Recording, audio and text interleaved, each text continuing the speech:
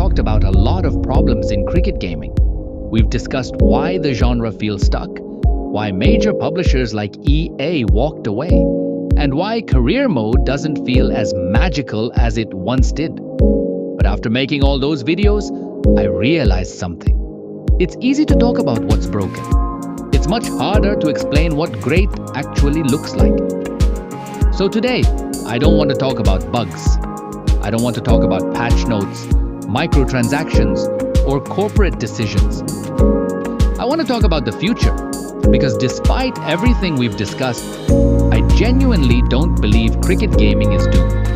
In fact, I think we're closer to a truly great cricket game than most people realize. The problem isn't that cricket games are missing hundreds of features. The problem is that they're often focused on the wrong things. For years, we've argued about licenses, face scans, graphics, uniforms, and stadiums. And while all of those things are nice to have, none of them are the reason people fall in love with sports games. When I think about the greatest moments in cricket history, I don't think about graphics. I think about moments. I think about lifting an entire nation with one shot in 2011. I think about producing one of the greatest test innings ever at Headingley. I think about impossible run chases, dramatic collapses, last over thrillers, and players who spent years fighting their way to the top. That's what makes cricket special. And when you really think about it, that's exactly what makes great sports games special too. Nobody remembers a game because the grass looked slightly better. Nobody remembers a game because the shadows were more realistic. People remember stories. They remember the save file they spent months building. They remember the underdog career that somehow turned into a championship run.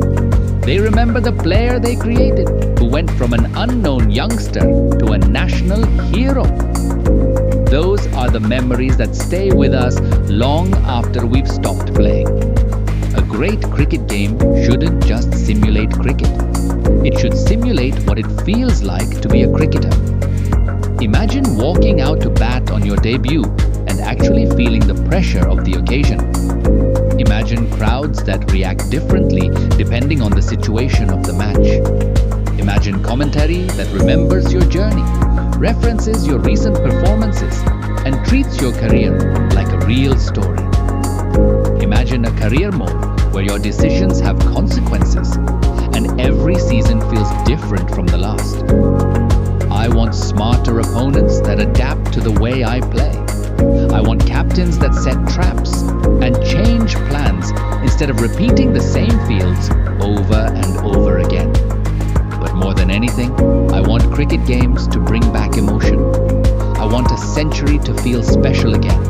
I want a debut to feel special again. I want winning a trophy after years of failure to feel like an achievement, rather than just another objective completed on a menu screen. Because if a cricket game can make us feel even a small fraction of what real cricket makes us feel, then people won't care whether there are 50 licensed stadiums or 500 face scans. They'll care because the game gave them a story they'll remember years later.